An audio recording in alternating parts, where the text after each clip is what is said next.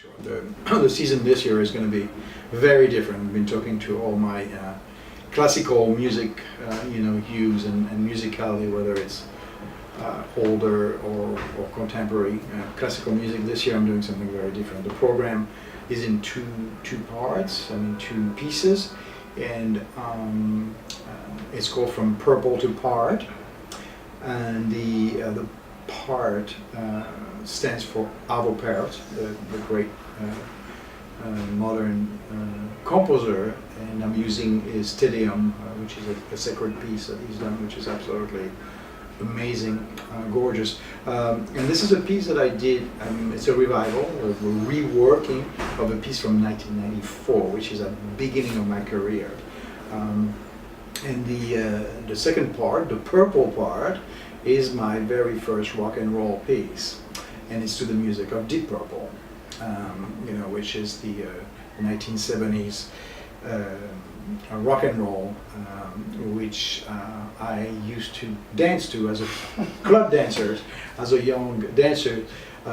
Little did I know that I would ever be a professional dancer. I had really no idea, but I did love to dance, and I danced for nights long without stopping, and that was the music that I liked the most to dance with in those days. It was called what they call the progressive rock, which was Led Zeppelin, Deep Purple,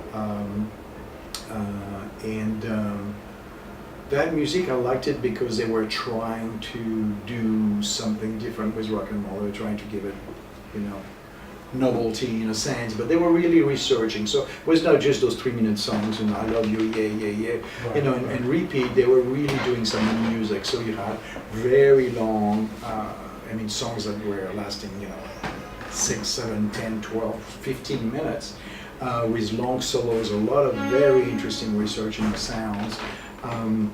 So I love that for that aspect, for the length of it, for the research of it, and I thought it would be really interesting for me all these years later to come back to it and see what I would do as a professional dancer and choreographer. When people ask me when I do pre or post performance interviews, people, if I've seen my bio, they said you were an athlete at a high level when you were young. How does a man who is a jock basically becomes a professional dancer? It's kind of mystery.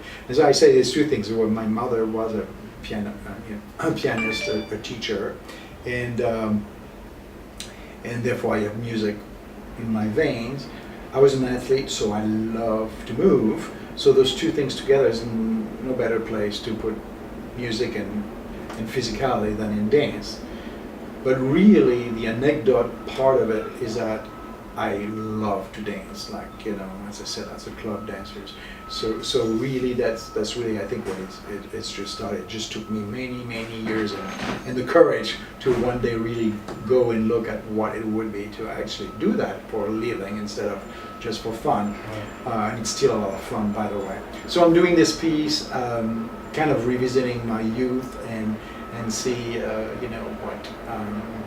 what we can do with that music, with that spirit of this year. So it's not a period piece, it's not about the 60s, there's no message really, but it's about the spirit though. I wanted to use my technique, which is modern dance, and bring this into the funk kind of, of the club dancing, and have this great spirit of those days of freedom, of free love and freedom and all this kind of experimental thing. So I wanted to go there for the first time, and it's been a lot of fun. Certainly the dancers are having a lot of fun, which is good, and I do too. And the second part, which actually will be the first piece, the Arvo Pärt Te Deum, was, as I said, a piece that I did very early in my career, actually at the very beginning, and was an important piece for me, because it was an ambitious kind of big music piece, spiritual piece, It was my first lengthy piece, and I was the central character. I want to, just so we can go back Yeah. to the audience, Yeah. you're using, this is a piece based on the crucifixion and other images from... They were, it's changing, they were images of this just because of this, you know, the score, being a sacred Right. score. So being a sacred score in my upbringing just brought a lot of images of, yes, religious images and, you know, the cross and all these. I'm kind of going away from that now, so I'm reconfiguring it. But you know, what it was really about, as I said, I was the central character, and it was about, I mean, I took those lines from Dante's Inferno, the beginning of Dante's Inferno, this line about where he says, midway life, I found myself lost in a dark forest and didn't know what the right path was. And that was the point. So it's about this man, and he's dressed in a suit like a, you know, like a regular person, and that, you know, that was me. And he's kind of looking for his way. He's looking, you know. And I realized as I was, you know, you work based on instinct, especially in those days because I was just starting and not really knowing what I was doing. You know, it's after doing the piece and years after that I realized really what it was about. I was just stopping my career as a dancer with the Martha Graham dance, and I was just starting this new life, possibly as a choreographer and as a, you know, starting a dance company. And yes, I was in a dark place where I didn't know if that was the right path or not. So that, you know, and it's a man that is searching, and he's searching for, you know, those basic things, the truth, and what, you know, what life means and why I should do what I do. And basically as an artist, I think I realized he was really looking for inspiration. And that in the piece was representing by, in a very not so subtle way, by this woman wearing this translucent, you know, dress, so, you know, like angelic kind of. You know, so he's really looking, like Dante was actually looking, you know, for answers to his questions through inspiration. You know, the beauty and the truth that, you know, we're looking for as artists. So, you know, represented by that, you know, by that woman. And then there's a central duet in the piece, which was a young man, and it's you know, it was the first time that I did a two-man duet. It was very touching. It's very, you know, moving. It's touching. There's a whole ritual of undressing and, you know, sense of protection and everything. And that I wasn't sure. I couldn't tell you in those days really why and what it was about. And only all these years later, I realized that what I was doing was that young man was kind of the alter ego, if you will, of the older one. So it was me, maybe younger. Basically, it was myself as a dancer that I had to let go of, you know. And I was, you know, I just realized that much later, because I dropped the piece when I stopped dancing. I, you know, dropped the piece for that reason. Also, I felt that it was an old kind of, you know, old piece. And it's only 20-some years later that I looked at it and I realized what it was really about, you know.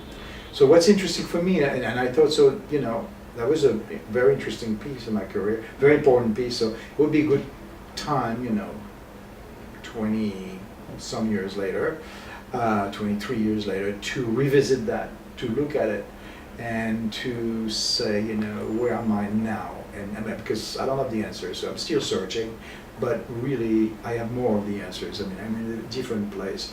So, you know, instead of being lost in that dark forest, I think I'm more, the man in his version is more looking back at all those different pieces, all those dancers that have populated his world, and trying to see where that is, you know, taking him now.